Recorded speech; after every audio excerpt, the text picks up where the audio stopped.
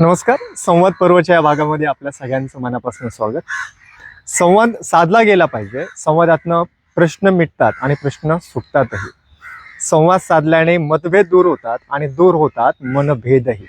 अशा संवाद पर्वच्या पहिल्या भागामध्ये आपण अशा एका व्यक्तीला भेटणार आहोत जो जंतर मंतरवर घडलेल्या 20 जुलैच्या लाठीचार्जचा प्रत्यक्ष साक्षीदार आहे. त्याची झळ त्याच्याहीपर्यंत पोहोचली आहे. त्याला देखील लाठी हल्ल्यांचा सामना करावा लागलेला आहे. आपल्या सोबत आहेत छात्र भारतीचे राज्य संघटक विशाल शिंदे. विशाल, स्वागत आहे तुझं. खूप खूप काय अनुभव होता 20 तारखेचा, कसा व्यक्त करशील तुझ्या भाषेमध्ये? 20 तारखेचा जो काही अनुभव मी घेतलेला आहे तो नक्कीच मी या भारत देशाचा नागरिक आहे असं मला वाटलं नाही. ज्या पद्धतीने 20 तारखेला सर्व भारतभरातून विद्यार्थी एकत्र आलेले होते, त्यांची एकच मागणी होती की शिक्षण व्यवस्था सुधारली गेली पाहिजे. त्या शिक्षण व्यवस्थेचा जो काही काळा बाजार चालू आहे तो काळा बाजार कुठेतरी संपला पाहिजे आणि विद्यार्थ्यांना त्यांचं अधिकाराचं शिक्षण, त्यांचं सक्तीचं शिक्षण त्यांच्यापर्यंत पोहोचलं पाहिजे. 20 तारखेच्या सकाळी आम्ही सर्व विद्यार्थी जंतर मंतरवरती पोहोचलो होतो. आमची एकच भूमिका होती की संसदेपर्यंत पोहोचायचं आणि या सरकारला जागा करायचं, त्यांच्या कानापर्यंत हा आवाज पोहोचवायचा की तुम्ही जे तिथे बसलेला आहात ते तुम्ही विद्यार्थ्यांसाठी तुम्हाला तिथे बसवलं गेलेलं आहे. तुमचे जे काही सर्व निर्णय असतील ते विद्यार्थी हिताच्या बाजूने असले पाहिजे. सर्व विद्यार्थ्यांनी एकाच मताने संसदेकडे कूच केली होती. सर्व शांततेच्या माध्यमातून विद्यार्थी रस्त्याने जात होते. तिथे जवळपास 2.5 ते 3 लाख विद्यार्थी त्या ठिकाणी उपलब्ध होते जंतर मंतरवरती. ज्यावेळेस रॅलीला सुरुवात झाली सर्व विद्यार्थी कोणी दुसऱ्या चौकामध्ये असतील, कोणी ह्या चौकात असतील, असं विविध रस्त्यांवरती मुले एकत्र येऊन संसदेच्या दिशेने निघाले होते. पोलिसांनी एक स्ट्रॅटेजी केली होती. त्यांना पहिल्यापासूनच हे नको होते या सरकारला की मुलं एकत्र येतील, आपल्याला प्रश्न विचारतील. तर याच उद्देशाला त्यांनी साधून सर्व रस्त्यांवरती बॅरिगेटिंग केली होती. म्हणजे जो मुलगा समजा जर कोणी बाहेरून येत असेल त्याला तिथपर्यंत पोहोचूच द्यायचं नाही, असा हा काही सरकारने निर्धारच केला होता. जो विद्यार्थी ज्यावेळेस संसदेकडे कूच करत असताना बॅरिगेटिंग लावल्यामुळे मुलांना पुढे जाता येत नव्हतं. तर ही मुलं तिथं शांततेच्या मार्गाने तिथं थांबले होते, प्रदर्शनं करत होती, निदर्शनं करत होती, घोषणा देत होती. तर घोषणांमध्ये काय होतं, मागण्या काय होत्या विद्यार्थ्यांच्या? घोषणा या होत्या की तुम्ही धर्मेंद्र प्रधानांचा राजीनामा घ्या. राजीनामा कशासाठी घ्या? ते राजीनामा दिल्यानंतर धर्मेंद्र प्रधान जर राजीनामा दिला तर या देशामध्ये काहीतरी जादू होईल, शिक्षण व्यवस्था एकाच वेळेस बदलेल, असं काही होतं का? नाही. या सरकारला कुठेतरी जाण यावी. जर आपण आपलं काम योग्य रीतीने पार नाही पाडलं तर हे या सरकारचं, या देशातील ही जनता आपल्याला खुर्चीवरून हकलू शकते. ही भीती सरकारच्या व्यवस्थेमध्ये असणाऱ्या मंत्र्यांमध्ये, खासदारांमध्ये भीती निर्माण व्हावी ही त्यामागची अपेक्षा होती. परंतु तिथे गेल्यानंतर पोलिसांनी विद्यार्थ्यांना आहे तिथल्या ठिकाणी उभं केलं, त्यांना पुढे जायचा रस्ता मोकळा केला नाही, बॅरिगेटिंग केली. मुलांवर टिअर गॅसेस, ज्या पद्धतीने आपण बघतो काही टिअर गॅसेस एक्सपायर झालेल्या होत्या, बरोबर. त्या टिअर गॅसेस मुलांवरती त्यांनी सोडल्या. टिअर गॅसचा जो बॉम्ब असतो, एक विद्यार्थी माझ्या शेजारी बसलेला होता, त्याच्या अंगावरती टिअर गॅस फोडला गेला. तो बसलेल्या ठिकाणावरून 1-2 ते 3 फूट बाजूला सरकला. या एवढ्या मोठ्या प्रमाणात त्या टिअर गॅसचा हल्ला झालेला होता. टिअर गॅस झाल्यानंतर त्यांनी तिथं मुली उपलब्ध होत्या, मुलं होते, लहान मुलं होते, त्यांचाही त्यांनी विचार केलेला नाही. पोलिसांनी विद्यार्थ्यांनी तिथे नारा दिला होता की 7-2 7-2 दिल्ली पोलीस 7-2, असं मोठ्याने आक्रोशतेने, आत्मीयतेने, तळमळतेने पोलिसांसमोर ते व्यक्त करत होते की तुम्ही आम्हाला साथ द्या, आम्ही तुमच्याही मुलांसाठी भांडत आहोत इथं. तरी दिल्ली पोलीस अमानुषपणे टिअर गॅसचा मारा करत होती. टिअर गॅसचा मारा संपल्यानंतर पोलिसांनी काय स्ट्रॅटेजी वापरली? मुलं पुढे आहेत, संख्या जास्त आहे मुलांची, पाठीमागे बॅरिकेटिंग केली. त्यांनी पोलिसांची एक टीम पाठीमागच्या दिशेने बोलावली. पाठीमागून त्यांनी मुलांवर लाठीचार्ज करायला सुरुवात केली. या सरकारला मला एवढं सांगायचंय, तुम्ही पाठीमागून वार करणारे भित्रे आहात, कुत्रे आहात. तुम्ही कितीतरी पाठीमागून वार केला तर आम्ही छत्रपती शिवाजी महाराजांची औलाद आहे. तुम्ही पाठीवर वार कराल, आम्ही छाती ठोकपणे तुमच्या विरुद्ध उभं राहण्याची आमची क्षमता आहे. तर या सरकारने एवढ्या निकृष्ट खालच्या पातळीवर जाऊन त्यांनी तिथं मुलींच्या अक्षरशः छातीवर बसून त्यांनी मुलींना मारलं. ही कोणती तुमची लेवल आहे? म्हणजे तुमची एवढी पात्रता नाही की तुम्ही कोणत्या पद्धतीने मुलांना थांबवलं पाहिजे किंवा त्यांना हाताळलं पाहिजे, एवढं पण तुम्हाला समजत नाही. लहान मुलं, 10 वर्षाचा मुलगा जर रस्त्याने चालत आहे तर तो एक पोलीस येतो त्याच्या कानाखाली मारतो. तर 10 वर्षाच्या मुलांनी काय वाकडं केलं होतं तुमचं? हे अशा पद्धतीने हा जो काही 20 तारखेचा जो काही अनुभव होता हा. त्या दिवशी आम्ही अक्षरशः हळहळलो. रात्री मुलांना जेवण नाही केलं. हा. या सरकारला असं वाटलं असेल की 20 तारखेला आपण मुलांवर लाठीचार्ज केला, मुलं घाबरतील, निघून जातील. नाही, आमचा आत्मविश्वास अजूनही डगमगला नाही. अजूनही 20 तारखेच्या रात्री 3 वाजेपर्यंत जंतर मंतर पुन्हा भरलं गेलं. पुन्हा तिथं मुलं जमा झाली, एकत्र आली आणि त्या दिवसापासून तर आजपर्यंत हे जे आंदोलन आहे अजून मजबूती करण्याकडे चाललेले. पोलिसांची एक भीती असते मनामध्ये, ती जी भीती आहे ते या सरकारने 20 तारखेला घालवली. आज एकही तरुण पोलिसांना घाबरत नाही. ही व्यवस्था जी तुम्ही निर्माण करण्याचा प्रयत्न करत आहात, काय संदेश देत आहेत? मुंबईमध्ये जे प्रोटेस्ट चालू होते त्यावेळेस तुम्ही बघितलं, एक पोलीस असं म्हणतो, जर तुम्ही आंदोलनामध्ये सहभागी झाला तर तुमच्या खिशामध्ये आम्ही 25 ग्रॅमचे पुढे टाकू. मग तुम्हाला सांगायचं काय? मग तुम्ही खुल्या जे आरोपी असतील, गुन्हेगार असतील, त्यांना खुली सूट देत आहे. उद्या ते खिशात घालून फिरतील, कुठेही घेऊन जातील. तुम्हाला साध्य काय करायचं यातून? अतिशय भयानक परिस्थिती या देशामध्ये हे सरकार माजवण्याचा प्रयत्न करत आहे. सरकारला आमची एकच विनंती आहे, तुमचा जो काही हुकुमशाहीकडे या देशाला नेण्याचा जो काही प्रयत्न आहे, तुम्ही जो काही घाट घालत आहात, आम्ही विद्यार्थी म्हणून, या देशाचे नागरिक म्हणून तो घाट यशस्वी होऊ देणार नाही. तुम्हाला अकाउंटेबिलिटी द्यावी लागेल. तुम्हाला प्रत्येक प्रश्नाचं उत्तर द्यावं लागेल. तुम्ही जो काही निर्णय घेतायत त्याच्यात या देशाच्या नागरिकांचं हित आहे का नाही ते दाखवावं लागेल. जर नागरिकांचं हित नसेल तर तुम्हाला अक्षरशः पाठीमागे घेतल्याशिवाय आम्ही राहणार नाही. 20 जुलैला जे काही सगळं झालं त्याचे व्हिज्युअल्स प्रसार माध्यमांवरती होते, सोशल मीडिया समाज माध्यमांवरती होते आणि ते सगळं बघून एक करुण भावना जागी झाली मनामध्ये की हे काय आपल्या समोर, आपण याच्यासाठी ह्या सुगम भारताचं स्वप्न पाहतोय का? मला तुला असं विचारायचंय की तुझ्यावरती लाठी हल्ला झाला होता, तूही लाठी खाल्लीस, हात तुझाही बरा नव्हता, तर तो प्रसंग काय होता? म्हणजे नेमकं तू कुठे होतास आणि कशा प्रकारे तुझ्यावरती हल्ला करण्यात आला? नक्कीच. ज्यावेळेस आम्ही अभिजित दिपके जे होते ते दुसऱ्या रस्त्याला होते, त्यांच्या पाठीमागे बराच क्राऊड होता आणि आम्हाला तिथपर्यंत पोहोचता नव्हतं आलं. आम्ही दुसऱ्या रस्त्याने जवळजवळ 8 ते 10 हजार विद्यार्थी माझ्यासोबत होते. आम्ही दुसऱ्या रस्त्याने तिथे चाललो होतो. पूर्ण बॅरिगेटिंग केली होती. बॅरिगेट समोर आम्ही होतो. आमच्या समोर शेकडो पोलीसवाले होते. आम्ही त्यांना विनंती करत होतो की आम्हाला पुढे जाऊ द्या, आम्हाला आमच्या मागण्या सरकारपर्यंत पोहोचवायच्या आहेत. बरोबर. पोलीस आमच्या ऐकण्याच्या मनस्थितीत नव्हते. मला 10 वेळा त्यांनी, मी जसं पुढे जाईल तसं ते मला 10 वेळा लोटत पाठीमागे घेऊन येत होते. माझ्यासोबत मुली होत्या, मुलं होते, लहान मुलं होते. सगळेजण विनंती करत होते आम्हाला पुढे जाऊ द्या, आम्हाला आमच्या मागण्या सरकारपर्यंत पोहोचवायच्या आहेत. तरी पण सरकार काय ऐकत नव्हतं. शेवटी त्यांनी टिअर गॅसेसचा मारा चालू केला. मग मुलांना जरा जे म्हणतो आपण, जर आपण एवढी विनंती करतो तरी तुम्ही आमच्यावरती हल्ला करताय, तर एक राग येतो मनामध्ये. राग व्यक्त करण्यासाठी आम्ही असे काही विशिष्ट प्रयत्न नाही केले, कारण आम्हाला माहिती आहे आम्ही गांधीजींना मानणारे लोक आहोत. आमच्यावर कितीही जरी हिंसा झाली तरी आम्ही त्या हिंसेचं उत्तर अहिंसेनेच देणार. सर्व विद्यार्थी शांततेने त्यांना विनंती करत होते, पुन्हा विनंती करत होते की आम्हाला जाऊ द्या, तरीही त्यांनी काय ऐकलं नाही. शेवटी त्यांनी पाठीमागून लाठीचार्ज चालू केला. त्यावेळेस विद्यार्थी त्यांना सांगत होते थांबा तुम्ही. मी अक्षरशः त्यांना विनंती करत होतो तुम्ही लाठीचार्ज करू नका, शांततेने हाताळा. आम्ही विद्यार्थी आहोत, आम्ही काय दुश्मन नाहीये तुमचे, आम्ही या देशाचे नागरिक आहोत, आम्ही आमचा हक्क मागतोय. याच पद्धतीने मी पोलिसांशी संवाद करत होतो. तरी त्यातील एक पोलिसाला खूप राग आला. मी ज्यावेळेस बाकीच्या इतर त्यांच्या अधिकाऱ्यांशी बोलत होतो त्यावेळेस एका पोलिसाला खूप राग आला. तो पाठीमागून पळत आला. त्यांनी माझी इथे पहिल्यांदा लाथ मारली. मी थोडा बाजूला झालो आणि त्यांनी काठी उचलली. माझ्या डोक्यात मारणार होता. मी माझा हात असा केला, या हातावरती त्यांनी काठी मारली. त्याच्या काठीचे 2 तुकडे झाले. हे शेतकऱ्यांचे, कष्टकऱ्यांचे हात आहेत. तुम्ही किती जरी लाठ्या मारल्या तुमच्या काठ्या तुटतील, पण आमचा विश्वास डगमगणार नाही. खूपच गंभीर आहे, खूपच गंभीर अनुभव आहे. म्हणजे आपण बऱ्याचदा ते व्हिज्युअल्स मध्ये पाहिलं की खूप जणांच्या डोक्यातनं रक्त वाहत आहे, कुणाच्या नाकातनं रक्त वाहत आहे. अगदी मुलींना गुड टच, बॅड टच अशा प्रकारच्या काही तिथे प्रोटोकॉल्स पाळण्यात आले नाही. मला तुला असं विचारायचं की तिथे वातावरण नेमकं कसं असतं? कारण कधी कधी ज्यावेळी त्याच्याविषयी समज पसरवले जात आहेत समाज माध्यमावर, काही गैरसमज पसरवले जात आहेत, तर मग तू तुझा अनुभव काय सांगशील की तुला त्या ठिकाणचं सगळं वातावरण कशा पद्धतीने अनुभवायला मिळालं? म्हणजे तू अनेक मुलांना भेटला असतील तर मुलांच्या प्रतिक्रिया कशा पद्धतीने होत्या आणि एकूणच तू काय अनुभवलंस, काय पाहिलंस तिथे?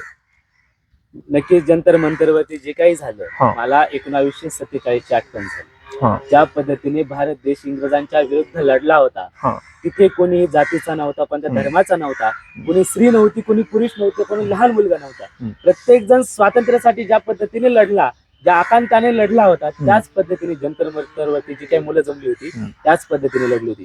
तुम्ही मुलींची प्रतिक्रिया बघा. मुली काय म्हणतात, आतापर्यंत आम्हाला कुठेच एवढं सेफ फील झालं नाही जेवढं मला जंतर मंतरवरती झालं. बरोबर. म्हणजे तुम्ही या वाक्यातून तुम्हाला लक्षात येईल की तिथे एवढे मुलं मुली जमलेले असताना, एवढी गर्दी असताना सुद्धा मुली जर असं वक्तव्य करत असतील तर किती शांततेच्या माध्यमातून, किती प्रेमाने तिथली मुलं ते आंदोलन तिथे करत होती.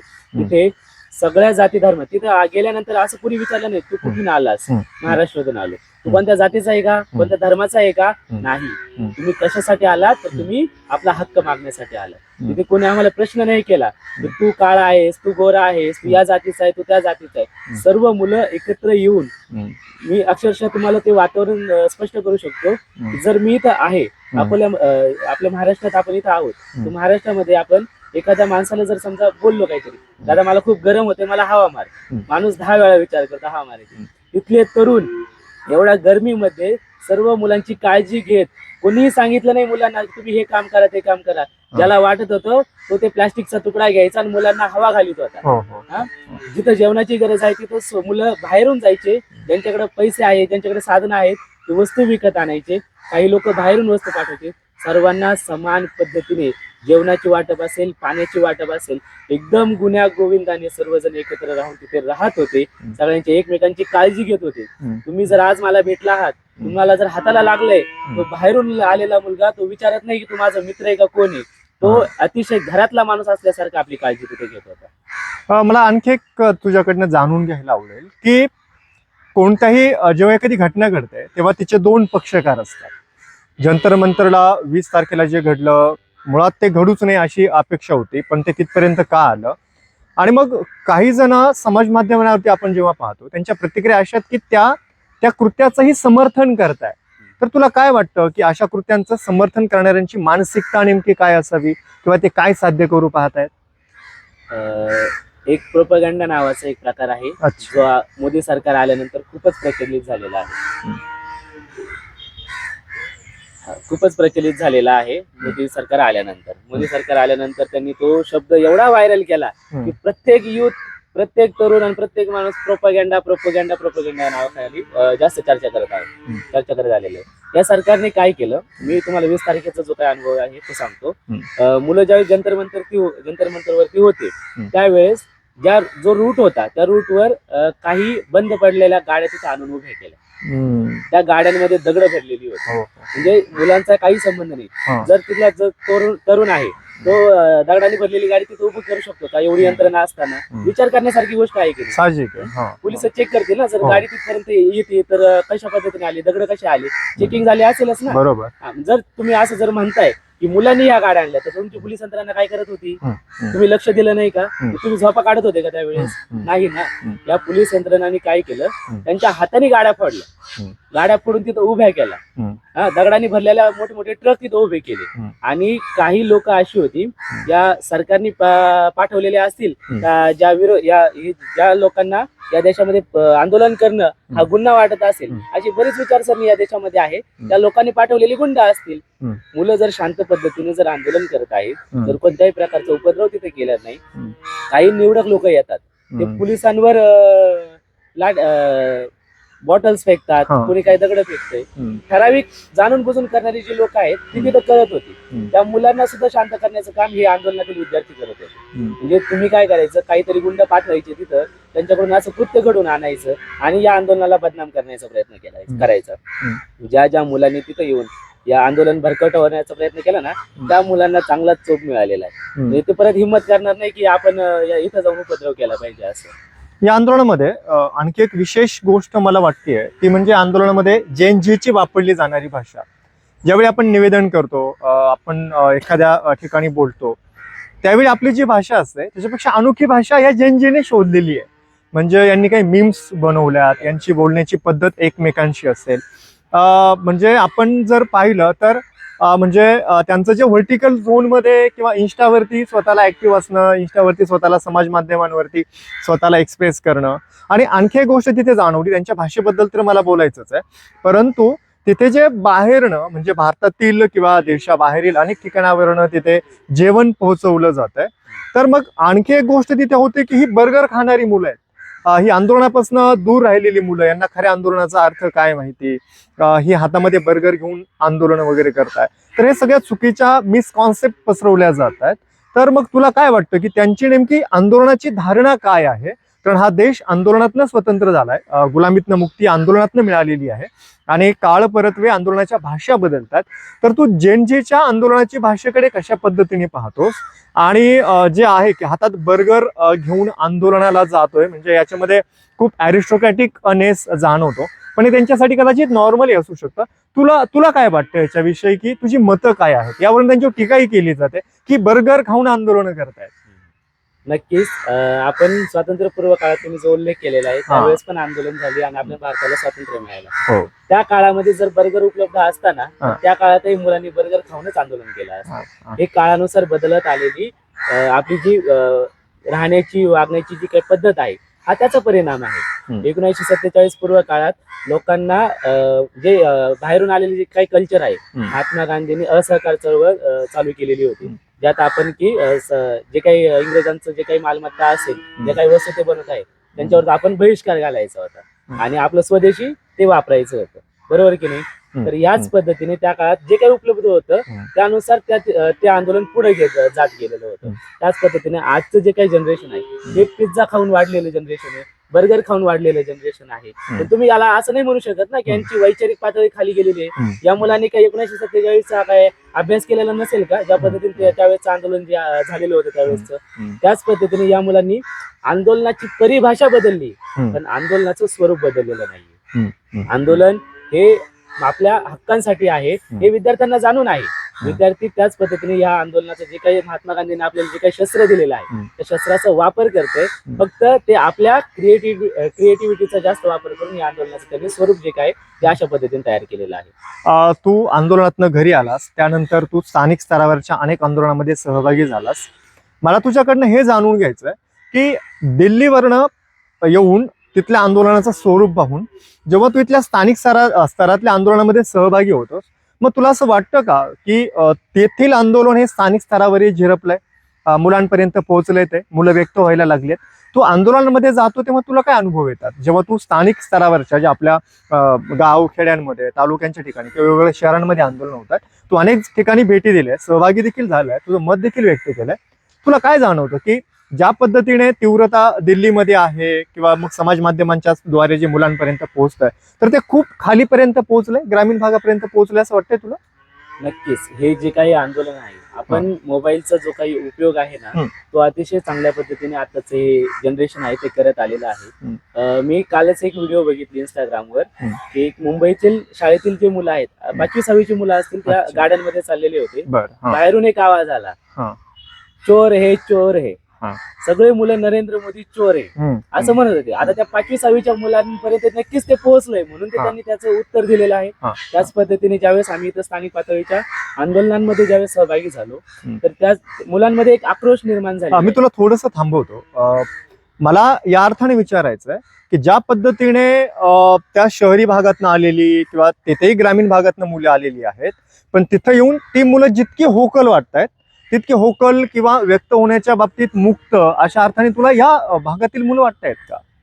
नक्कीच काही प्रमाणात आपल्याला तसं वाटतंय की जी मुलं बोलणारी आहेत ती बोलणारी मुलं समोर येत आहेत, धाडस करतायत, व्यक्त होत आहेत आणि ते कोऑर्डिनेट करून मुलांना एकत्र आणण्याचा प्रयत्न करतायत ग्रामीण पातळीवरती. आणि काही प्रमाणात मुलं जे आहेत, ज्या पद्धतीने आपण म्हणतो की दोन्ही बाजूनी जे काही घडत आलेलं आहे, हा विचार आणि तो विचार, ज्यावेळेस त्याचा संघर्ष होतो, संघर्ष झाल्यानंतर दोन बाजू तयार होतात. त्या दोन्ही बाजूंच्या मध्यभागातून ग्रामीण पातळीवर आल्यानंतर आपल्याला असं दिसतं की ज्या मुलांना खरंच फरक पडतो ना ती मुलं रस्त्यावरती येतात, ती भांडतात, प्रश्न विचारतात. आपण गेले आता काही दिवसांपासून इथं बघत आलेलो आहे की बरेच आंदोलन झालेले आहेत. त्या आंदोलनामध्ये प्रामुख्याने पालक वर्ग असेल, विद्यार्थी वर्ग असेल तो सामील झालेला आहे. पण त्यांची जी व्यक्त करण्याची जी भाषा आहे ती अजूनही ग्रामीण पातळीवर सौम्य प्रकाराची दिसून येते आपल्याला. अच्छा. हा, आणि जे दिल्लीमध्ये जे काही चाललेलं हा. आहे ते त्यांचं क्रिएटिव्हिटी, प्रत्येक असं क्रिएटिव्ह माइंड घेतलेला मुलगा हा. आणि अतिशय स्पष्ट पद्धतीने ते बोलतोय का, हा. कारण की त्यांच्याकडे जो काही 20 दिवसाचा जो काही अनुभव आहे हा. त्यामुळे ते त्यांचं अजून त्यांची ती माइंडसेट जो आहे तो वाढत चाललेला आहे. त्याच पद्धतीने ग्रामीण लेवलला आपल्याला ते अजून प्रखरतेने मांडावं लागेल, त्यांच्यापर्यंत पोहोचावं लागेल. आणि प्रत्येक दिल्लीमध्ये जंतर मंतर आहे त्याच पद्धतीने आपल्याला गाव खेड्यामध्ये गाव पातळीवर सुद्धा जंतर मंतर तयार करावं लागेल. त्यावेळेस या सरकारला असं काहीतरी वाटेल की आपण कुठेतरी चुकलोय ना, आपण माघार घेतली पाहिजे. प्रत्येक आंदोलन काहीतरी एक वेगळी दिशा देत असतं. प्रत्येक आंदोलनाचा एक विचार असतो, आंदोलनाची एक भाषा असते. तू ऑब्झर्व करतोयस, निरीक्षणं तुझी चांगली आहे. मला सांगशील का की तू जे आता सध्या निरीक्षण करतोय, म्हणजे 20 तारखेच्या नंतर जनमानसांमध्ये, मुलांच्या पालकांमध्ये, विशेषतः मुलांमध्ये तुला त्यांच्या दृष्टिकोनामध्ये काही फरक जाणवतोय पहिल्या दृष्टिकोनात आणि आत्ताच्या दृष्टिकोनामध्ये आंदोलनाच्या नंतर? म्हणजे मला तुला हे विचारायचं की आंदोलनाने मुलांना विचार करण्याचा एखादा नवीन दृष्टिकोन दिला आहे असं तुला वाटतं का? तुझं निरीक्षण काय सांगतं? नक्कीच. मी 8 वर्षापासून विद्यार्थी चळवळीमध्ये कार्यरत आहे. याच्या आधीपासून दिल्लीमध्ये जे काही चालू झालं जंतर मंतरवरती काँग्रेस जनता पार्टीच्या माध्यमातून, त्याच्या आधीपर्यंत विद्यार्थी हा बोलायला घाबरायचा, प्रशासनाला प्रश्न विचारायला घाबरायचा या अर्थाने की त्यांना असं वाटायचं ठीक आहे, जे काही चाललंय ते चाललंय, आपण कशाला एवढा इंटरेस्ट घ्यायचा, आपण अभ्यास केला पाहिजे. ही काय भावना मुलांमध्ये तयार झाली होती ती अतिशय खेददायक वाटत होती. मी बऱ्याच पद्धतीने विविध शिबिरं घेण्याचा प्रयत्न करत होतो छात्र भारतीच्या माध्यमातून, विविध कार्यक्रमाचं आयोजन करत होतो. मुलं निवडक जी काही आपली मुलं आहेत वैचारिक झालेली ती मुलं आपल्यापर्यंत पोहोचतात, पण जो काही मोठा तरुण वर्ग आहे ज्याला असं वाटायचं आपण याच्या आधी आपण नावं ठेवायचं जनतेला, या जनतेला कशाच काही घेणं देणं नाहीये, काय यांचं काय चाललंय त्यांनाच कळत नाही अशा पद्धतीने. पण ज्या पद्धतीने काँग्रेस जनता पार्टीने ही जी व्यक्त होण्याची भावना जी रुजवली विद्यार्थ्यांच्या मनातून, तर याचा असा फायदा झाला की मुलं अतिशय व्यवस्थितपणे यामध्ये सहभागी होत आहेत. त्यांचा जो काही दृष्टिकोन होता तो दृष्टिकोन चांगल्या पद्धतीने बदललाय, ते विचार करायला लागलेले आहे. म्हणजे याच्या आधी काय होतं, एक विशिष्ट पद्धतीने व्हॉट्सअप युनिव्हर्सिटीच्या माध्यमातून त्यांच्यापर्यंत ज्या काही बातम्या पोहोचायच्या, मुलं फॅक्ट चेकिंगच्या नावाने त्यांचं जो काही हे होतं ना ते त्यांना समजत नव्हतं नक्की ही गोष्ट खरी आहे खोटी आहे.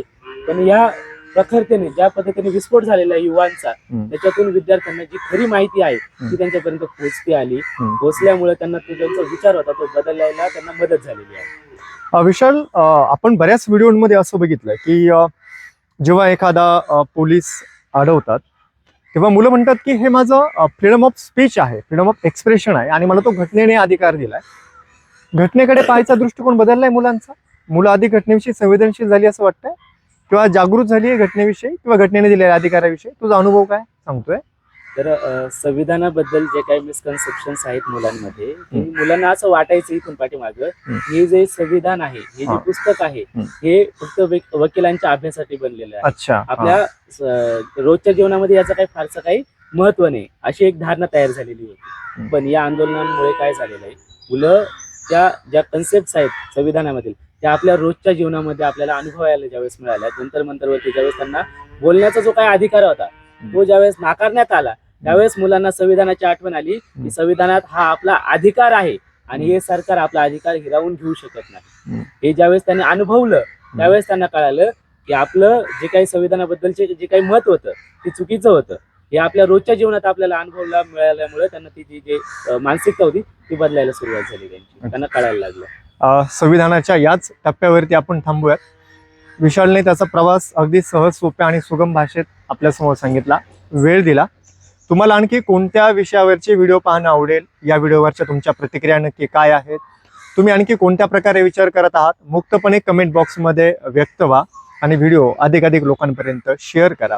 या व्हिडिओमध्ये इतकंच. पुढच्या वेळी एक नवीन विचार, नवीन व्यक्ती आणि नवीन संवाद पर्वमध्ये.